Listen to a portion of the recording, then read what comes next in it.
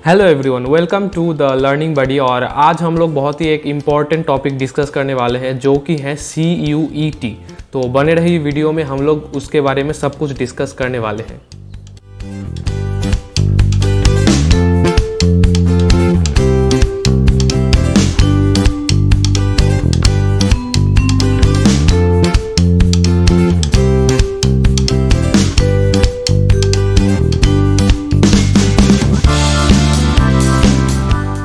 पिछले एक दो दिन पहले ही UGC मतलब university grants commission of India ने एक अनाउंसमेंट किया, जिधर उन लोगों ने बोला कि इंडिया में जितने भी सेंट्रल यूनिवर्सिटीज़ हैं उधर 12th के मार्क्स से आप एडमिशन नहीं ले सकते। तो बेसिकली उधर 12th के जो मार्क्स हैं वो ग्रांटेड नहीं होंगे। उसके लिए आपको एक एग्ज़ाम देना पड़ेगा जिसका नाम उन्होंने रखा है CUET, जिसका फुल फॉर्म है कॉमन यूनिवर्सिटी एंट्रेंस टेस्ट। तो सबसे पहली बात तो ये एक बड़ी डिसीजन है इंडिया के लिए, जिधर 12th के मार्क्स से हर एक सेंट्रल यूनिवर्सिटी में इतने दिनों से एडमिशन होते आ रहे हैं। तो ये एक बड़ा चेंज है जो 2022 में लागू होने वाला है, और सभी स्टूडेंट्स जो सेंट्रल यूनिवर्सिटी में भर्ती होने वाले हैं उनके लिए 12th के मार्क्स बिल्कुल ही काम नहीं आएंगे सेंट्रल यूनिवर्सिटीज़ में एडमिशन के लिए। तो बेसिकली CUET एक बड़ी स्टेप है जो UGC ने लिया है इंडिया में, और वो बहुत ही काम का होगा आने वाले दिनों में। तो सबसे पहली बात ये है कि ये किन पे लागू होने वाला है। तो बेसिकली 2022 में 12th पास जो कैंडिडेट्स हैं जो सेंट्रल यूनिवर्सिटीज़ में भर्ती होना चाहते हैं उनके लिए ये एग्ज़ाम देना मैंडेटरी है। उनके 12th के मार्क्स कहीं पे भी एप्लीकेबल नहीं होंगे सेंट्रल में एडमिशन के लिए। तो बेसिकली 2022 12th कैंडिडेट्स के लिए ये एग्ज़ाम मैंडेटरी है। तो अगर आप सेंट्रल यूनिवर्सिटी में भर्ती होना चाहते हैं, जैसे कि दिल्ली यूनिवर्सिटी, बनारस हिंदी यूनिवर्सिटी, ऐसे ही बहुत सारे हर एक स्टेट में जो सेंट्रल यूनिवर्सिटीज़ हैं उधर अगर आप भर्ती होना चाहे तो फिर CUET आपके लिए मैंडेटरी है। तो इसके बाद प्रश्न आता है कि ये क्यों किया गया। तो बेसिकली इसका कारण वो लोग बता रहे हैं कि 12th के जो मार्क्स आते हैं स्टूडेंट्स के, अलग अलग स्टेट बोर्ड्स के जो मार्क्स आते हैं और CBSE ICSE सबके जो मार्क्स आते हैं वो अलग अलग होते हैं। मतलब CBSE का जो चेकिंग पैटर्न होता है एग्ज़ाम का और उनका जो मार्क्स आता है वो डिफ़र करता है स्टेट बोर्ड वाले स्टूडेंट्स के मार्क्स से। तो वो लोग सेम लेवल में कम्पीट नहीं कर पाते।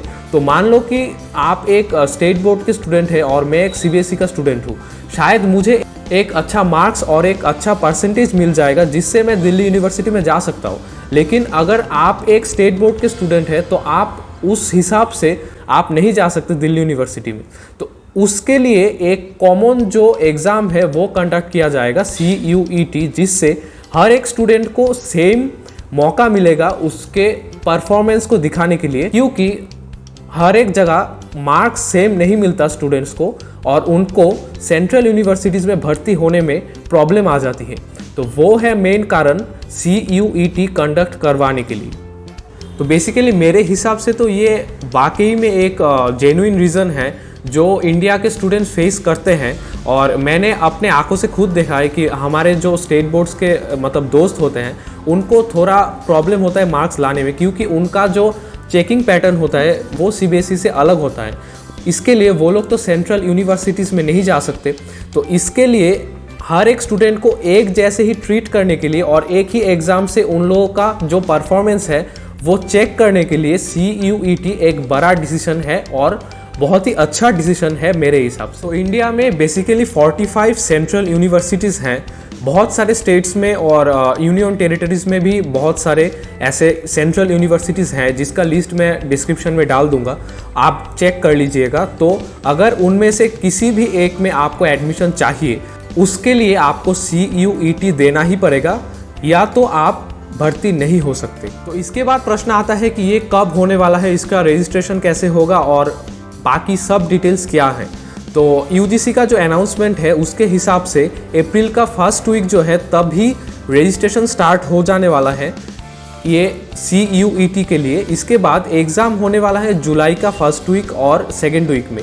तो बेसिकली आपको अभी बता दिया गया है तो आप उसके हिसाब से इसके लिए प्रिपेयर कर सकते हैं। इसका जो इम्पोर्टेंट और डिटेल्ड इन्फॉर्मेशन है वो लोग बहुत जल्दी ही बताने वाले हैं। तो अभी तक उसका कंप्लीट इन्फॉर्मेशन नहीं आया है। तो अभी तक जितना पता चला है कि अप्रैल के फर्स्ट वीक में उनका रजिस्ट्रेशन स्टार्ट हो जाएगा और जुलाई में एग्जाम होगा। बेसिकली यूजीसी के जो चेयरमैन है एम जगदीश कुमार, उनका जो इंटरव्यू लिया गया है उधर उन्होंने बोला है कि जो सिलेबस होगा वो कम्प्लीटली मिरर इमेज होगा 12th के बोर्ड एग्जाम के सिलेबस। तो बेसिकली वही होगा कि 12th के जो बोर्ड एग्जाम है उनका पूरा सिलेबस वो CUET का सिलेबस होगा। तो ये बहुत अच्छी बात है कि 12th बोर्ड्स के मार्क्स वो लोग नहीं ग्रांट कर रहे, लेकिन 12th के जो सिलेबस है उसी हिसाब से CUET होने वाला है। तो वो बहुत एक अच्छी बात है। और इसके बाद बात आता है कि ये कैसे होगा एग्ज़ाम। तो वो ऑनलाइन मोड में CBT होगा, जो कि बोलते हैं कंप्यूटर बेस्ड टेस्ट। तो वो होने वाला है जुलाई में। और ये जो CUET है वो कंडक्ट करने वाले हैं NTA का मतलब नेशनल टेस्टिंग एजेंसी, जो JEE मेंस भी लेते हैं, तो वो ही लेने वाले हैं CUET। और यूजीसी के जो चेयरमैन है उन्होंने बोला है कि जो पैटर्न होगा उधर एक लैंग्वेज बेस्ड टेस्ट होगा, एक जनरल टेस्ट होगा और ऐसे ही बहुत सारे तरीके के एग्ज़ाम होंगे शिफ्ट 1 शिफ्ट 2 करके। तो वो जो पूरा इन्फॉर्मेशन है वो लोग देने वाले हैं। इसके बाद ही पता चलेगा कैसे मार्क्स डिस्ट्रीब्यूशन होंगे और कैसे एग्ज़ाम में क्वेश्चन होंगे वगैरह वगैरह। तो यूजीसी के जो चेयरमैन है उन्होंने बोला है कि NCERT बेस्ड ही सब कुछ होगा, टेस्ट भी NCERT बेस्ड होगा और सिलेबस भी कम्प्लीटली NCERT बेस्ड होगा। तो और एक इन्फॉर्मेशन जो है वो है कि CUET जो होगा वो 13 इंडियन लैंग्वेजेस में लिए जाएंगे, जो नीट और JEE मेंस दोनों लिए जाते हैं। ऐसे ही आप CUET भी 13 इंडियन लैंग्वेजेस में दे सकते हैं। उसमें आपका भी फ़ायदा है क्योंकि आप अपनी मदर टंग और आपका जो स्टेट लैंग्वेज है उधर आप एग्ज़ाम ददे सकते हैं। CUET का जो मेन टारगेट है वो है कि आप देख सकते हैं कि दिल्ली यूनिवर्सिटी में बेसिकली जो कट ऑफ होता है वो 99% एंड 98% ऐसे हाई जाता है। तो इतना हाई परसेंटेज बहुत ही कम स्टूडेंट्स को मिलता है। तो उसके लिए बेसिकली CUET एक कॉमन प्लेटफॉर्म बन जाएगा सबके लिए, ताकि सब लोग एक ही लेवल में एग्ज़ाम दे सके और सबका इनटेक जो होगा यूनिवर्सिटी में सेम लॉजिक और सेम परफॉर्मेंस से होगा। यूजीसी के जो चेयरमैन है उन्होंने बोला है कि अभी तो ये सेंट्रल यूनिवर्सिटीज़ में लागू होने वाले हैं, लेकिन उन्होंने बहुत सारे प्राइवेट जो जनरल डिग्री कॉलेजेस है और यूनिवर्सिटीज़ हैं उनको भी बोलेंगे वो कि CUET से ही वो एडमिशन ले, ताकि पूरे इंडिया में CUET एक ही एग्ज़ाम बन जाए जिससे हर एक यूनिवर्सिटी में आप एडमिशन ले सकते हो।